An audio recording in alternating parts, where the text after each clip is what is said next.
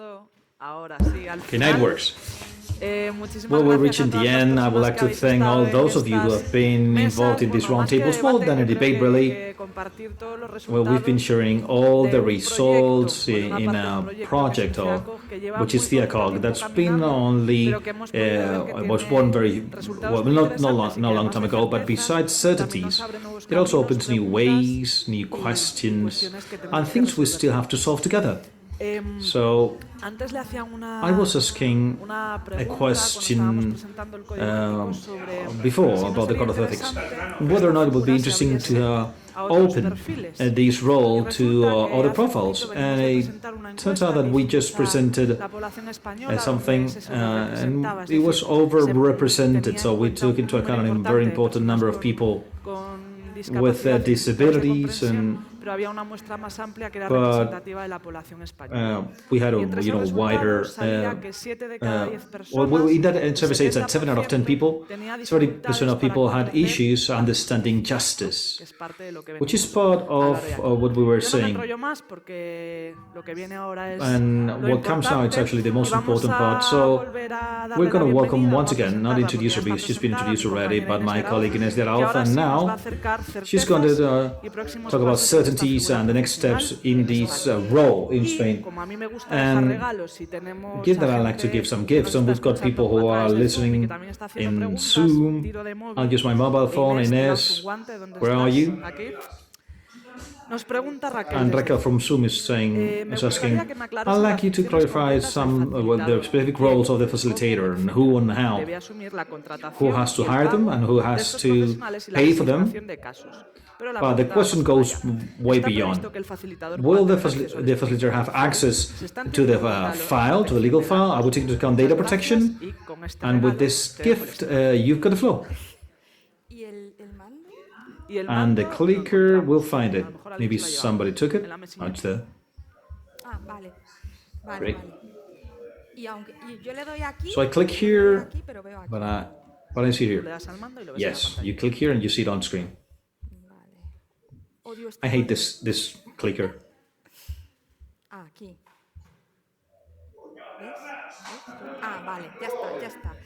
Okay, I got it. That's great, Diego. Thank you. I'm going to try to talk about the challenges for the facilitator. This is something obvious, but we have to start explaining why it was born. It was born from the fact that people with disabilities have many barriers when participating in the justice system, maybe with the police or in court, and these barriers generate defenselessness. So we have to say that we're not only taking a look at the support needs of that person, but the context in which that person is interacting. Because what we've seen after taking a look at it is that it is just as important to find the barrier of context as the needs that this person might have. And that's why these situations help us understand that what we've got now in the justice system is not enough for these people. And in that case, we have to fill that gap that has to be covered by this new professional role. In Spain right now, we have several advancements. We have seen it in Article 7. We have seen the adjustments in the process that come from Article 13 of the Convention. That's also applicable law here in Spain. And we also have the definition of the facilitator in Royal Decree 190/25, which says that what deals with accessibility, that accessibility has to be guaranteed in goods and services available to the public. Given that there are some of the questions asked by Blanca, I wasn't going to mention it, but I'm going to read the definition of facilitator.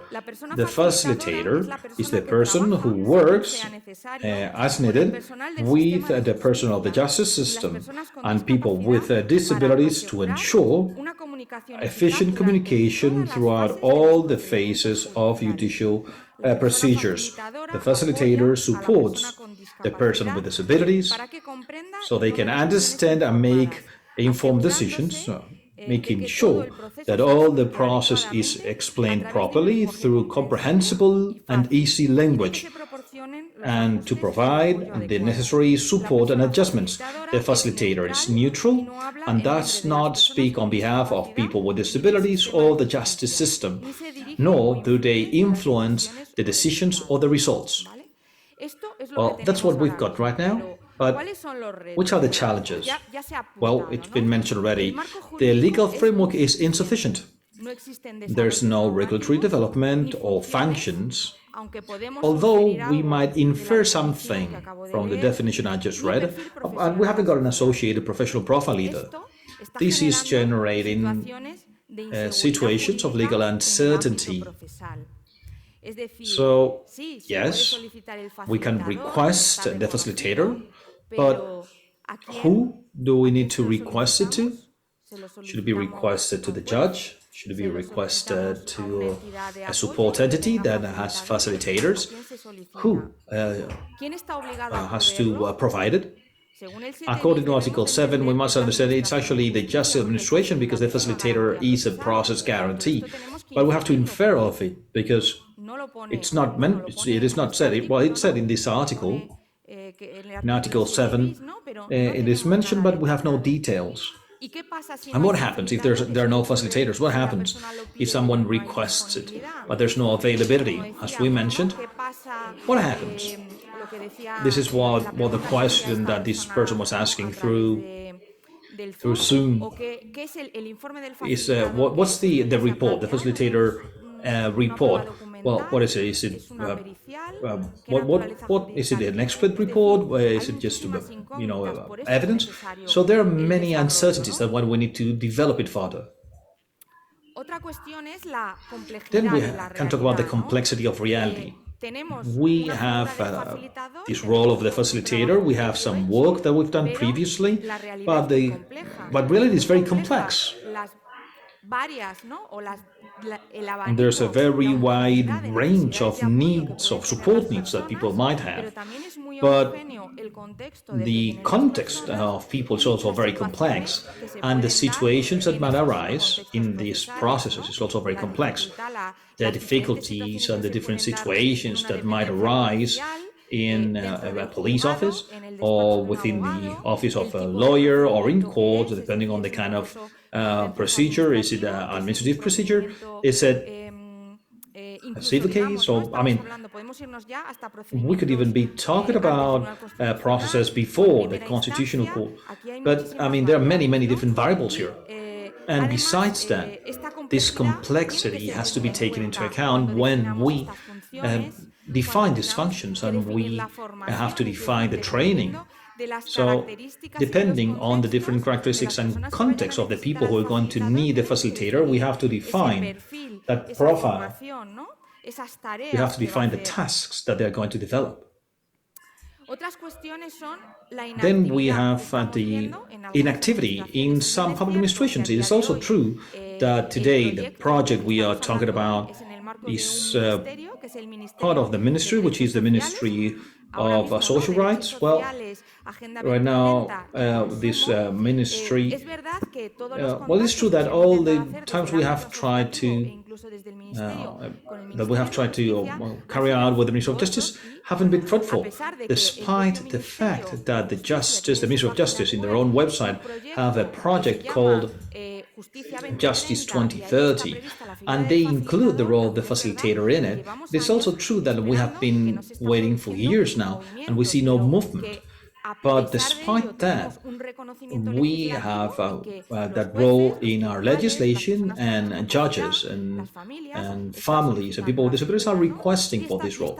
And we are not getting a response from the ministry. And on the other hand, another situation we should take into account is the complexity of the framework in Spain. I'm talking about the Ministry of Justice, but we know that the competencies and the authority in justice have been transferred to the autonomous regions. except for 5 of them. But how is this authority distribution something that bring about territorial injustice? So could this the role be configured differently in different regions? The people who needs a facilitator might have access with people with different training in one region or another, or maybe they won't have any sort of training, or might the professional profile be different? This is an issue that we need to take into account somehow, and we need to find a solution to it. And I will talk about the solutions later. And besides that, there's no budget for the facilitator. We must say that, well, the facilitator is a guarantee, it's a procedural guarantee, and in my opinion, it's part of the constitutional responsibility of the state. So this is in the hands of the state, and then justice is in the hands of the regions. So we should have a configuration of facilitators in the central government that can guarantee quality, irrespective of where they are going to carry out their actions. But the different regions has to provide a budget for these roles. Then we have this. But what happens if we request this role in any city, in any region, in any town where we have someone with a disability? Well, today, and this is why this course was born with CEACOG. Well, we have to create it because we have the role included in the legislation, but we haven't got enough facilitators, and we're not going to be able to cater for the needs if they start requesting it. Something else we should remember is that if we haven't got that development, if we haven't got more detail on the role, this could become a business, and we might start seeing situations of opportunistic situations, where people start saying, "I'm a facilitator," but how can they decide if facilitators have the right skills or not to carry out their work? This is important for two different reasons. First, given the risk that people with disabilities can have, because they might be facing a procedure or an unfair sentence, and they might be victimized during the process. So we have to take into account the result for that person, but we should also take into account the impact for the process and the system as a whole, because this might mean that the role is not going to consolidate, because as Brendan explained perfectly well when I talked to John Taggart, he also mentioned it, the risk of legal operators not trusting the facilitator is real. So it has to be someone they trust, or a profile they trust. Then in Spain, we have a legal system in which we always ask for evidence about everything, and we talk about a legal system, and we need to provide a facilitator with tools, standardized tools that allow them to carry out their job, and to be sure that when they have to defend the report they've prepared, we should not be able to question their skills, and we cannot question the fact that they're using tools that are evidence-based, that will allow them to defend the report they're presenting. And this is sort of our agenda for the future. So in a perfect world, what do we know we need for the role of the facilitator? Well, we need sufficient regulatory development on its functions. We have good news here because in the forum Justice and Disability, that's in the hands of the Ministry of Justice, we have created a work group on the facilitator to try to make sure which is the role of these guarantees within procedures and try to give an answer to all these questions on who requests it, who's going to approve the request, consent, non-consent. So I hope we will also tackle which is the kind of regulatory development that we need. And of course, we need the Ministry of Justice to recognize their profile. And we need a budgetary provision as well. This includes all the regions that have the authority on justice. And we need to have a fair and development of these professional skills, and we need a certain status, but they have to be respected and honored, and they need to have probably in the future there should be probably some sort of an agreement around facilitators. We're talking about decent pay as well, because Brendan mentioned this early in the morning, because this work is very enriching, but of course it has to you have to be able to provide a decent living to the people who want to develop this job. And the professional development should also take into account all the wide range of support needs. Today we've been talking about different kinds of disabilities, but facilitators are going to need to be able to tackle different circumstances, and that training has to take that into account as well.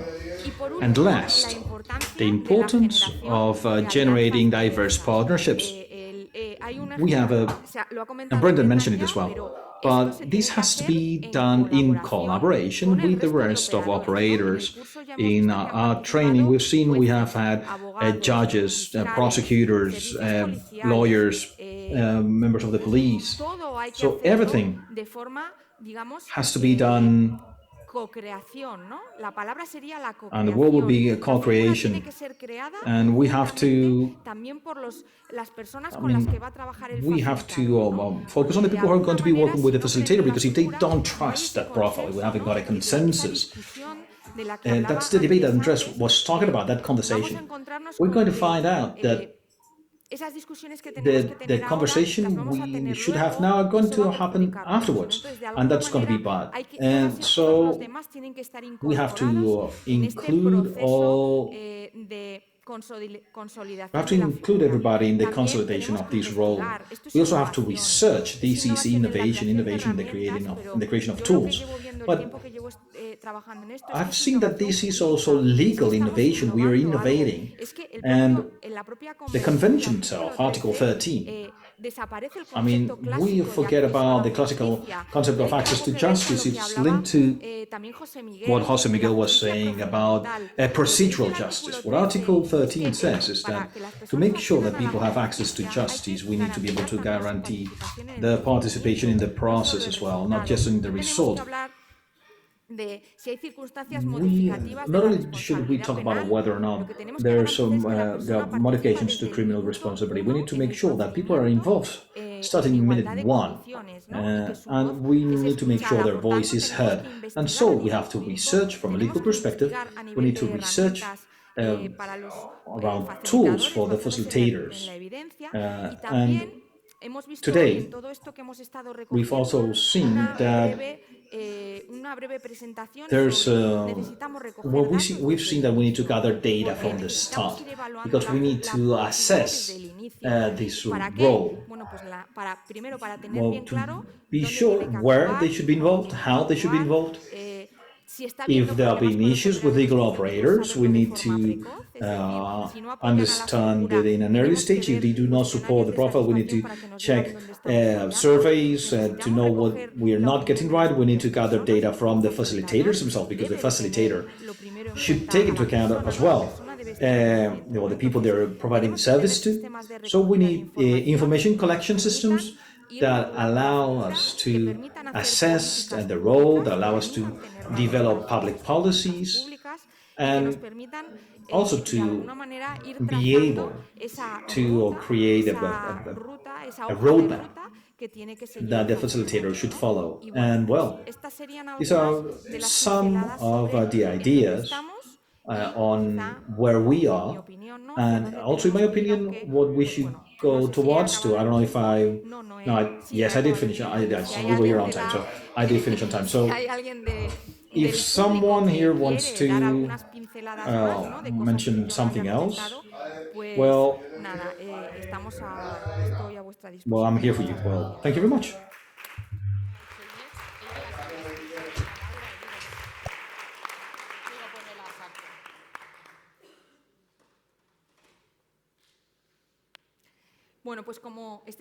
Well, I guess that you are tired, and since we are now going to have some time to discuss face-to-face the different topics, I think that I'm going to turn the floor over to Ines and Raquel.